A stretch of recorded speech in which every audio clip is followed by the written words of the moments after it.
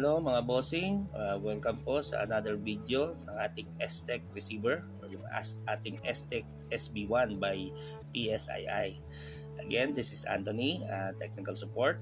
So in this video po, ituturo ko po sa inyo yung mga basic settings and parameter ng ating GPS or ng ating SB1. So kung paano po mag-change from base to lower to static and so on and so forth. Okay? Though yung mga na-deliver po sa inyo, sa mga client, normally po naka-preset up na siya. So, you don't need to do this again, no? Pero just in case may nabago doon sa settings or nagkakaroon ng problema yung inyong unit, so pwede nyo pong panoorin itong video ito para ma-set sa tamang settings or parameters yung inyong mga receiver or yung ating STEC SB1. Okay? So, pakita po natin yung basic setting sa base, yung basic setting doon sa lower, and other stuff na pwede nating magawa or maipakita. Okay? So, first, punta tayo doon sa communication. So, connect tayo doon sa ating receiver, no? So, sa device manufacturer, should be STEC, no? Stop lang muna natin. Okay. Should be STEC. And then, doon sa ating device type, should be RTK. Okay. And then, sa communication mode, pwedeng Wi-Fi or pwedeng Bluetooth. Pag naka-AR mode tayo, o yung nag-stake out tayo using AR function natin, it's a must po na dapat naka-Wi-Fi yung connection natin. Pero kung yung normal survey lang po, pwede rin naman po sa Bluetooth. Okay. So, it's up to you. But I recommend using Wi-Fi directly, no? So, now, let's connect to our receiver. So, highlight lang po natin yung serial number. Click natin yung connect. Okay, and then punta tayo directly sa base. So, pakita ko po sa inyo yung settings ng ating base. So, punta tayo dun sa internal radio. Okay, so dito sa internal radio, lagay tayo ng file name niya. Let's say base 11. Okay, work mode is base ID, leave as 0 lang. Startup mode, single point. Differential mode is RTCM32. Okay, so yan po yung pinaka-latest na differential mode natin. Cutoff angle, at least 10 degree. Speed limit, 3.5, sakto lang yan. Delay, 60.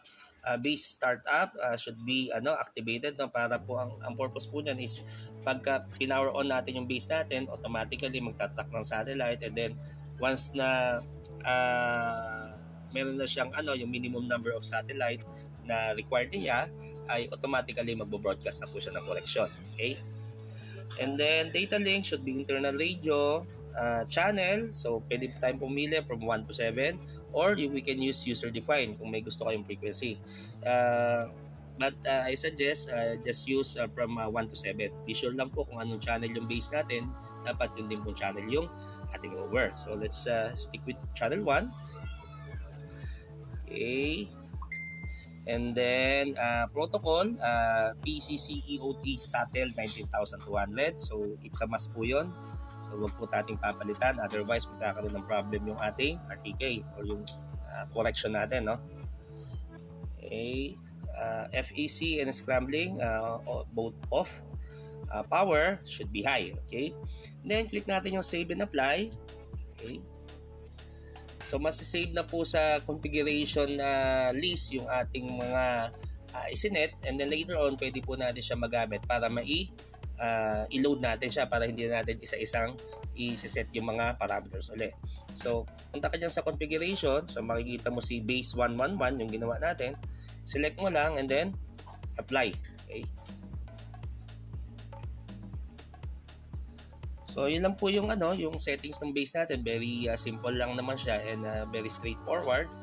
Then, doon naman po tayo sa ating rover. So, since I'm using a single receiver, so ang gagawin ko na lang is i-click ko directly yung rover, no? Pero of course, if you're using your own receiver, be sure na connect tayo doon sa ating rover o yung serial number ng rover natin. Okay? So, wag po nating pipindutin yung, let's say, kagaya ngayon, ako ay naka-base mode. Pag kinlik ko po itong rover, automatic magiging rover yung ating receiver. Okay? So, masiswitch po yung kanyang working mode. So, before you click the icon ng rover or ng static, connect muna kayo doon sa serial number ng inyong receiver. Okay? So since I'm using only one receiver, kaya kiklik ko lang po yung yung rover na icon. So again, on your part, be sure na mag-connect muna sa serial number ng rover before you click the rover icon. Okay? Malinaw ha? So ngayon, sa rover naman, same lang din. Punta tayo sa internal radio. Okay, so sa file name, maglagay din tayo ng file name. Rover 1. Okay. Work mode is rover. Data link is internal radio. Channel 1. So ang sinet ko po sa aking base is channel 1. So dapat yung rover is channel 1 din. Protocol, dapat parehas din, no? Yung PCCEOT SATEL 19200. FAC and scrambling, both off. Then, click lang natin yung save and apply.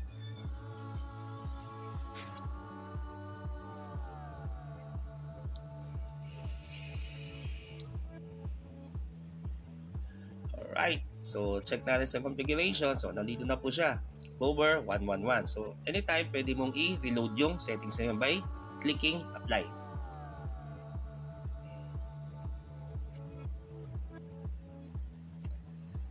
Okay. So, yan po yung basic setting ng ating base in rover, no? Okay, doon naman po sa let's say mag-expire o magkaroon ng or ma-expire yung code ng ating software, no? So, tawag lang po kayo sa opisina para mabigyan kayo ng code para doon sa inyong software. So sometimes nagkakaroon ng konting glitch yung ating software, so nawawala yung license niya. Pero madali lang po, punta lang kayo sa about software, okay? And then punta tayo sa software activation, and then click mo lang yung online activation or kaya yung manual code activation. Kailangan natin ng internet, no? Dito sa manual code activation, binibigyan kayo ng opisina ng QR code. So, i-scan nyo lang yon. You need to be connected to the internet para magawa yon. So, kung magkoconnect tayo sa internet, okay, since we're using Wi-Fi connection, so, hindi tayo makaka-connect doon sa Wi-Fi. So, ang gagawin muna natin, punta tayo sa communication, click mo yung stop, okay, be sure naka-stop, then you proceed again to about software. And then, software activation, and then, online activation. So, be sure lang na ikaw ay connected sa Wi-Fi. Okay? So, back na natin yan. Okay. Since yung expiry date ng akin is year 2999, no? So, sabihin po, permanent code na siya. Okay, what else? So, dito rin, for example, gusto nyong baguhin yung mga software setting, no? Okay, punta tayo dito sa software setting, and then dito sa pinakababa, pwede natin i-change yung CAD background color natin from white to black. Okay, so depende po kung ano yung prefer ninyo. Display content, point name and code, pwede kayong pumili doon sa screen natin while doing our survey kung nagtotopo tayo. So ito po yung ipapakita niya doon sa screen natin. So select lang po kayo kung ano yung gusto niyo. And then, screen orientation, portrait lang. Display map, pwede natin siyang i-on. Google Map, okay? So, kung kukonect po tayo sa internet, so, it's better to use Bluetooth mode, no? Doon sa pag nag-connect tayo. Pero, I would suggest, maglagay na lang po tayo ng SIM card dito sa ating data collector para direct tayong makakuha ng internet connection through your SIM na gagamitin, no? Okay, para pwede nating maset yung Google Map niya. Okay, so check natin saan ba ako nakakonect. Okay, so tayo doon sa ating Wi-Fi. Okay, yan, para mapakita ko sa inyo yung function ng ating Google Map. Okay, so doon sa may point survey. Okay, so click natin to, Google Map. Yan.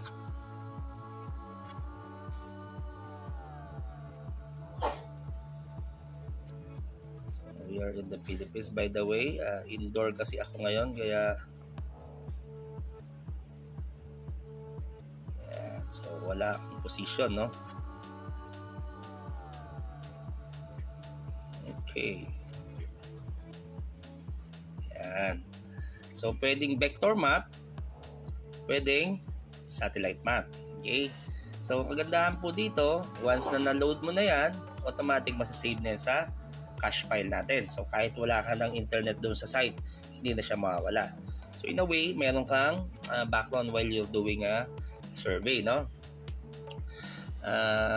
Another thing is meron din po tayo ritong tinatawag na mga HOGO calculation, okay? Or yung pag-compute ng area, meron din po tayo dito pag-compute ng area. Okay, check nga natin kung meron itong laman, no? Okay, so ito may laman tayo, okay?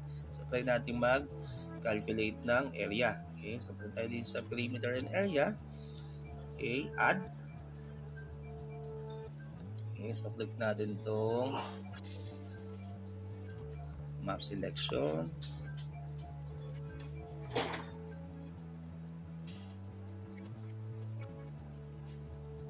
Let's say this 3, no? So pick mo lang yan. Okay, add ulit. Okay, add ulit.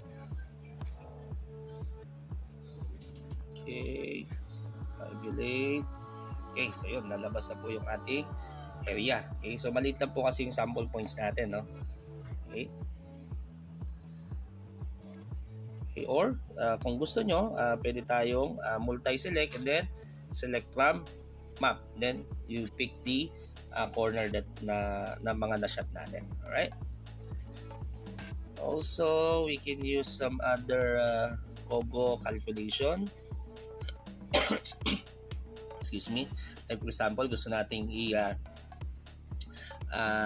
i-compute yung distance between 2 points. Okay, so kung pwede po dito yan. Okay. So, click mo lang yung point database, itong gitnang icon, no? Okay. So, let's say from point 1 to ito, point 1 to point 3, medyo malayo-layo. Okay. Point 3. Okay. Calculate. Yan. So, yan po yung distance between 2 point to 2.538 meters. And then azimuth, difference in elevation, ratio of slope, slope angle, and then yung slope distance, itong 3D. Okay. So, yan po, marami po tayong pwedeng magamit dito sa HOGO calculation natin. So, pwede po nating explore yan. Then, if you have a question, please feel free to call PSII, or you can reach me to my number 0928-551-6789.